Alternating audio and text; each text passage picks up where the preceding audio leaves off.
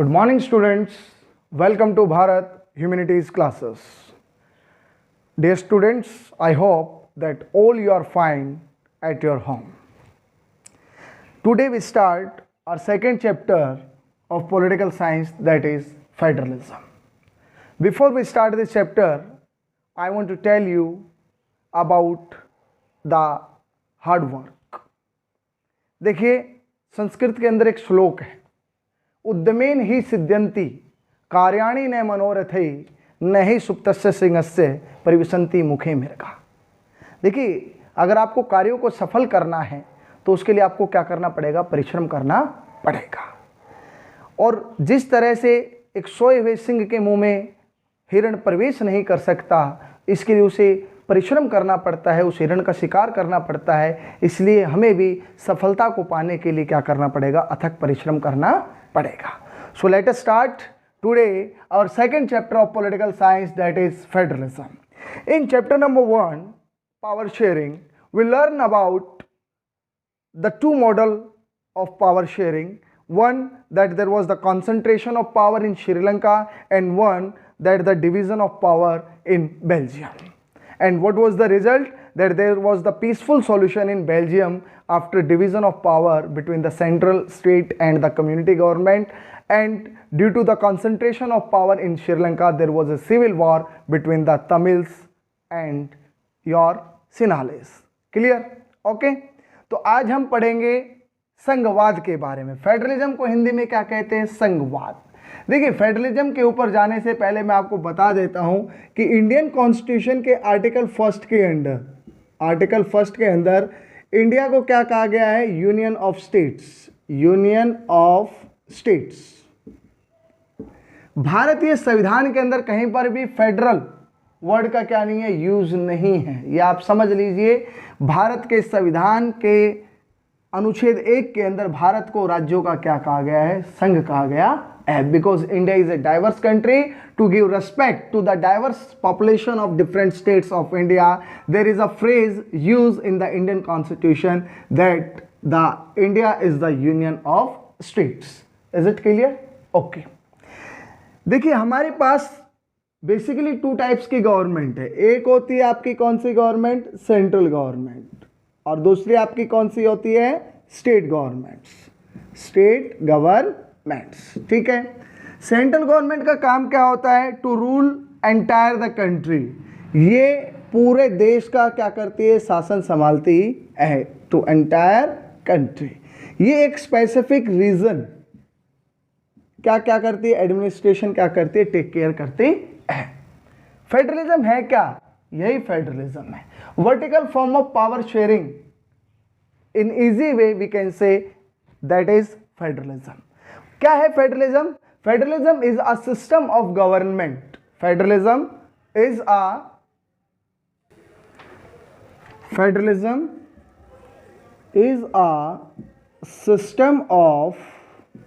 system of government in which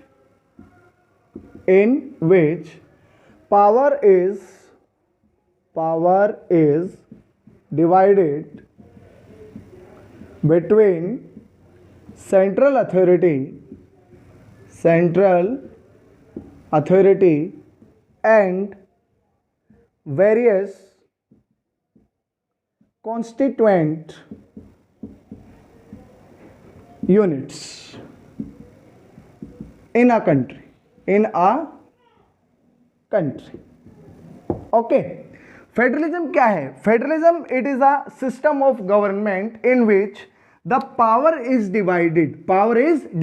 It means division of power between the central authority, that is the central government which ruled over the entire country, and the various constituent units in a country like the state government, and the third tier of government in India, that is the local government. So this is the definition of federalism. ये आपकी क्या है, संघवाद की क्या है, परिभाषा है, जिसके अंदर क्या होता है, पावर का, शक्ति का विभाजन होता है आपके केंद्रीय प्राधिकरण के बीच में, और जो अलग अलग संवैधानिक इकाई है उनके बीच में शक्तियों का क्या होता है, बंटवारा होता है।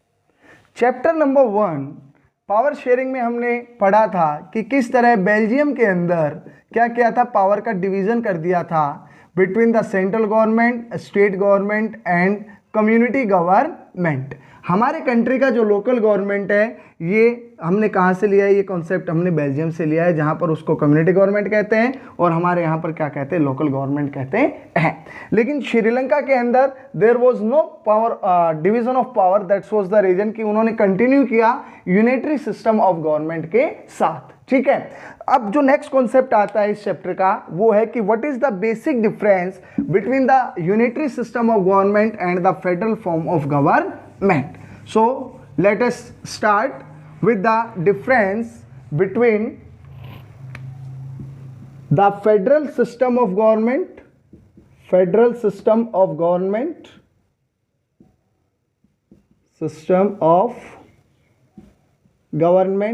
and unitary system of government, okay, so what is the basic difference? देखिए, सबसे पहला जो डिफरेंस होता है यहां पर फेडरल सिस्टम के अंदर क्या होता है, 2 and more than 2 levels of government, 2 और more than 2 levels of government. Okay, federal system के अंदर 2 या 2 से अधिक क्या होती है, स्तरों की क्या होती है, सरकारें होती हैं। बट यहां पर क्या होता है, केवल सिंगल गवर्नमेंट होती है। क्या होती है, सिंगल गवर्नमेंट। यहां पर सिंगल लेवल होता है जिसको हम कौन सी गवर्नमेंट कहते हैं, सेंट्रल गवर्नमेंट कहते हैं। अगर यहां पर स्टेट गवर्नमेंट या रीजनल गवर्नमेंट होती भी है तो वो एज ए सब ऑर्डिनेट क्या करती है, सब ऑर्डिनेट का क्या करती है, काम करती है। किसके अंडर में काम करती है, आपके सेंट्रल गवर्नमेंट के अंडर में काम करती है। तो ये बेसिक डिफरेंस है किसके बीच में, फेडरल सिस्टम ऑफ गवर्नमेंट और किसके बीच में, आपके यूनिटरी सिस्टम ऑफ गवर्नमेंट के बीच में। सेकंड जो आपका क्या है बेसिक डिफरेंस है, इसमें आपका क्या होता है, डिवीजन ऑफ पावर्स होता है। क्या होता है, डिवीजन ऑफ पावर, शक्तियों का क्या होता है, बंटवारा होता है। यहां पर आपका क्या है, no division of power, no division of power, यहां शक्तियों का कोई बंटवारा नहीं होता है। All the powers are concentrated in the hands of unitary, it means the central government. ये आपको क्या रखना है, ध्यान रखना है। इस फेडरल फॉर्म ऑफ गवर्नमेंट के अंदर जो रीजनल गवर्नमेंट होती है, स्टेट गवर्नमेंट होती है, उनके पास अपने क्या होते हैं, ज्यूरिडिक्शन होते हैं, उनके पास अपने क्या होते हैं, राइट्स एंड पावर्स होते हैं। क्या होते हैं, राइट्स एंड क्या होते हैं, पावर्स होते हैं। But in the unitary system of government there are no rights and power with the states government और द रीजनल गवर्नमेंट्स। अब इसके एग्जाम्पल कौन कौन से हैं, इसके एग्जाम्पल है आपके यूएसए हो गया, ऑस्ट्रेलिया हो गया, इसका जो फेडरल फॉर्म का है यूएसए हो गया, आपका क्या हो गया, ऑस्ट्रेलिया हो गया।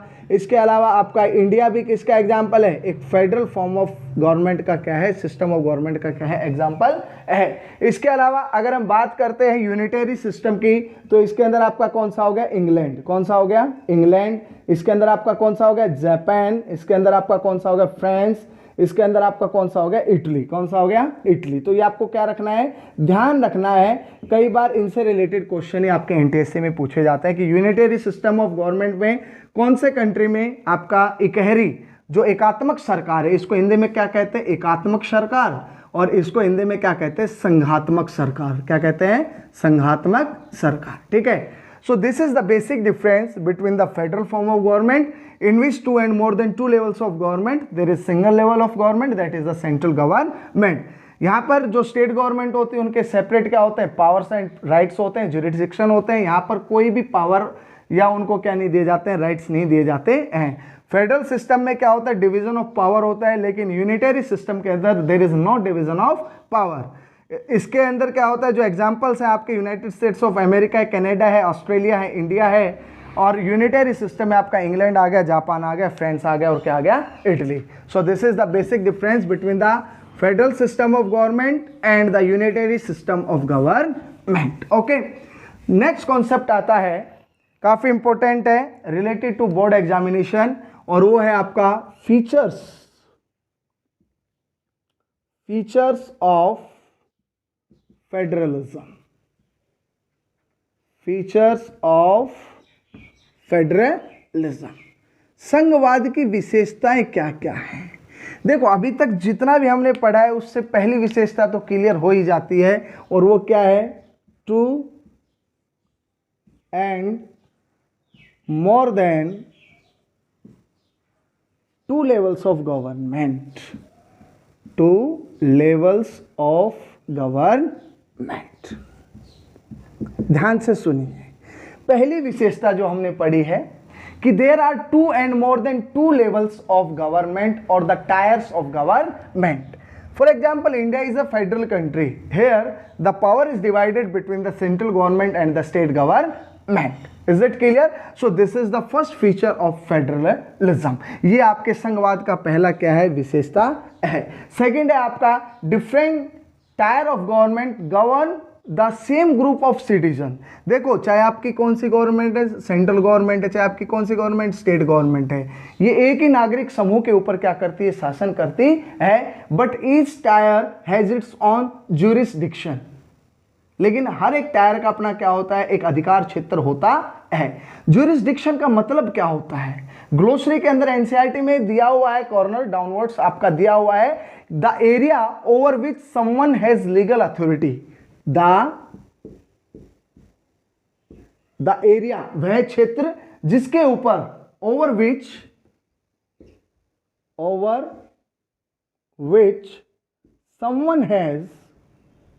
someone has legal authority,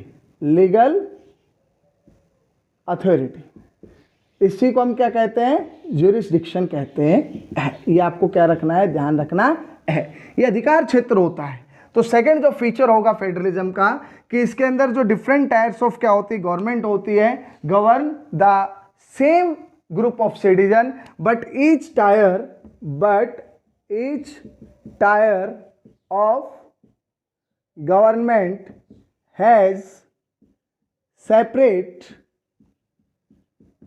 jurisdiction. लेकिन हर गवर्नमेंट का अपना अपना क्या होता है, अधिकार क्षेत्र होता है, और ज्यूरिसडिक्शन का मतलब होता है the area over which someone has legal authority. देखिए यहां पर मैं आपको एग्जांपल देता हूं यूनियन लिस्ट का। यूनियन लिस्ट के अंदर आपका एक सब्जेक्ट है, मान लेते हैं करेंसी। क्या है, करेंसी, ठीक है। तो ये यूनियन लिस्ट के ऊपर जो कानून बनाने का अधिकार है वो किसका है, आपके सेंट्रल गवर्नमेंट का है। स्टेट गवर्नमेंट इसके ऊपर कानून नहीं बना सकती, क्योंकि ये किसके ज्यूरिसडिक्शन में आता है, currency falls in the jurisdiction of your central government. इसी तरीके से जो एजुकेशन है उस पर दोनों का ज्यूरिसडिक्शन है, कि दोनों ही सेंट्रल और स्टेट गवर्नमेंट क्या बना सकती है, कानून बना सकती है। Is it clear? Okay. Third जो आपका फीचर है वो आपका क्या है, ध्यान से सुनना है, the jurisdiction of the respective levels of the government are specified by the constitution. Jurisdiction of the different tiers of government are specified by the constitution. कौन सी सरकार कहां पर कानून बनाएगी, इसका वर्णन कहां पर मिलता है, इसका वर्णन आपके कहां मिलता है, संविधान के अंदर मिलता है। In our Indian constitution there are mention of 3 list according to which the power are divided between the central government and the state government. तो थर्ड जो इसका फीचर है कि इसके अंदर फेडरलिज्म के अंदर आपका क्या होता है, एक रिटर्न क्या होता है, कॉन्स्टिट्यूशन होता है, जिसके अंदर क्या होता है, पावर का क्या होता है, डिवीजन होता है between the central authority and the states government. Next जो आपका फीचर आता है वो क्या है, कि जो आपकी सेंट्रल गवर्नमेंट है वो अकेली क्या नहीं कर सकती, can not change the basic features of Indian constitution. देखिए सेंट्रल गवर्नमेंट के पास ऐसा कोई पावर नहीं है कि वो अकेले ही संविधान के अंदर क्या कर सके, बदलाव कर सके। तो नेक्स्ट फीचर आ जाएगा the fundamental provisions of Indian constitution, IC का मतलब क्या है, Indian constitution can not be unilaterally changed. ये ध्यान से सुनिए कि हमारे देश का जो संविधान है उसके जो फंडामेंटल प्रोविजन है उनके अंदर चेंज अकेले कौन सी सरकार नहीं कर सकती है, आपकी किसी भी लेवल की सरकार नहीं कर सकती, चाहे वो आपकी सेंट्रल गवर्नमेंट हो, चाहे वो आपकी कौन सी गवर्नमेंट है, चाहे वो आपकी क्या हो, स्टेट गवर्नमेंट हो। तो फंडामेंटल अगर आपको प्रोविजन चेंज करने हैं तो उसमें दोनों लेवल का क्या होना चाहिए, मेजोरिटी से वो आपका क्या होना चाहिए, पास होना चाहिए, तभी आप क्या कर सकते हैं, देश के संविधान के अंदर बदलाव कर सकते हैं। नेक्स्ट आपका जो फीचर है, काफी इंपॉर्टेंट फीचर है, वो है आपका इंडिपेंडेंट जुडिशरी सिस्टम। ध्यान से सुनना है, इंडिपेंडेंट जुडिशरी सिस्टम। हमारे इंडिया के अंदर जो जुडिशरी सिस्टम है जिसका एपेक्स कोर्ट कौन सा होता है, सुप्रीम कोर्ट होता है। एपेक्स कोर्ट कौन सा होता है, सुप्रीम कोर्ट। और हमारे देश के अंदर इंटीग्रेटेड जुडिशियल सिस्टम है जिसके टॉप पर आपका सुप्रीम कोर्ट होता है, फिर आपके हाई कोर्ट्स होते हैं, और हाई कोर्ट्स आपके कितने 25 है, ये आपको ध्यान रखना है। फिर आपके कौन से कोर्ट होते हैं, डिस्ट्रिक्ट कोर्ट्स। ओके, देखिए there are several clashes arise between the central and states government. कई बार शक्तियों का जब क्या होता है, बंटवारा होता है या किसी भी विषय से संबंधित कई बार क्या होते हैं, कुछ झगड़े हो जाते हैं, किसके बीच में, केंद्र और राज्य सरकार के बीच में। So who has right to hear the cases related to the dispute between the central authority and the state government, that is the Supreme Court of India। और अगर हमारा जुडिशरी सिस्टम इंडिपेंडेंट नहीं होगा तो इन डिस्प्यूट को क्या नहीं कर पाएगा, सोल्व नहीं कर पाएगा। सो this is the another condition, another feature of your federalism. एक बार मैं रिवाइज करवा देता हूं, उसके बाद 2 पॉइंट्स और है, फिर हम उनको क्या कर लेंगे, डिस्कस कर लेंगे। देखिए हमने पढ़ा features of federalism. In the federalism there are 2 and more than 2 levels of government. किसी भी संघात्मक देश के अंदर 2 या 2 से अधिक स्तरों की सरकारें होती हैं। Each tyre of government has ruled over the same group of citizen but they have the separate jurisdiction. उनके अधिकार क्षेत्र क्या होते हैं, अलग अलग होते हैं, which is specified by the constitution of that country, जो उस देश के संविधान के द्वारा क्या होते हैं, निर्धारित किए जाते हैं। Jurisdiction of the different tiers of government are specified by the constitution। It means कि एक आपके किसके अंदर, एक फेडरल कंट्री के अंदर आपका रिटर्न क्या होना चाहिए, कॉन्स्टिट्यूशन होना चाहिए। The fundamental provision of Indian constitution can not be unilaterally change by the one level of government. देश के संविधान के अंदर अगर कोई बदलाव करना है, specially in the fundamental provision, then no one level of government is able to change the fundamental provision of Indian Constitution। Next आता है independent judiciary system। I told you that India has integrated judicial system in which the Supreme Court is the apex court in our country, and there are 25 high courts working in our country, and then the district courts। Highest court आपका Supreme Court होता है, and when the disputes are arise in our country between the central and state government, who has the power to hear, the Supreme Court has the power to hear the cases regarding the dispute of central and state government।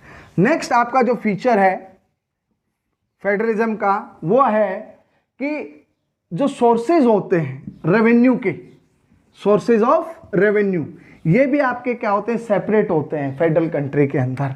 तो next आपका जो feature आएगा, sources of revenue. Revenue होती है कमाई, tax. सबसे ज्यादा अगर गवर्नमेंट को क्या होता है, अगर उसकी अर्निंग होती तो किसके द्वारा होती प्यारे बच्चों, टैक्स के द्वारा होती है। Sources of revenue for each level of government are clearly specified to ensure financial autonomy. Financial autonomy को स्पेसिफाई करने के लिए क्या कर रखा है, जो सोर्सेज ऑफ रेवेन्यू है उसको क्या कर रखा है, स्पेसिफाई कर रखा है। फॉर एग्जांपल जीएसटी को ले लेते हैं। कोई भी प्रोडक्ट आप खरीदते हैं तो उस पर सीजीएसटी लिखा होता है और एसजीएसटी लिखा होता है। इट मीन्स कि अगर 100 रुपीज़ किसी प्रोडक्ट के ऊपर जीएसटी तो उसका 50 रुपीज़ आपके CGST central goods and services tax को जाता है, और 50 रुपीज़ आपके कहाँ चले जाएंगे, state goods and services tax के पास चले जाएंगे। इट मीन्स ये अर्निंग हो जाएगी स्टेट गवर्नमेंट की और ये अर्निंग किसकी हो जाएगी, सेंट्रल गवर्नमेंट की। क्लियर है?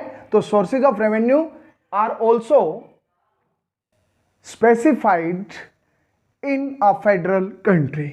Next and the last feature, next और जो लास्ट फीचर है, फेडरल सिस्टम के ड्यूल ऑब्जेक्टिव्स होते हैं। ड्यूल ऑब्जेक्टिव्स, ये ध्यान रखना है, फेडरल सिस्टम के ड्यूल ऑब्जेक्टिव्स होते हैं। फर्स्ट क्या है? फर्स्ट ऑब्जेक्टिव है promote unity of the country, promote unity of the country. आप इसके अंदर यह भी लिख सकते हैं to safeguard and promote unity of the country, देश की एकता को सुरक्षा देना और उसको बनाए रखना, ये किसका उद्देश्य होता है? एक संघीय देश का क्या होता है? उद्देश्य होता है। And while at the same time to accommodate regional diversity, regional diversity. देखिए, क्षेत्रीय विविधताओं का सम्मान करना, ये इसका क्या होता है? दूसरा ऑब्जेक्टिव होता है। Thus the federal system has dual objectives to safeguard and promote the unity of the country and to give respect the regional diversity और to accommodate the regional diversity. So these are the 7 features of federalism. ये किसी भी संघीय देश की क्या होती है? प्रमुख क्या होती है? विशेषताएं होती है। So dear students, today we discuss about the federalism, the difference between the unitary system of government and the federal system of government, and then we discuss that what are the features of federalism. So you have to watch this video and read chapter 2 federalism. Like this video and subscribe Bharat Humanities classes. Jai Hind, Jai Bharat.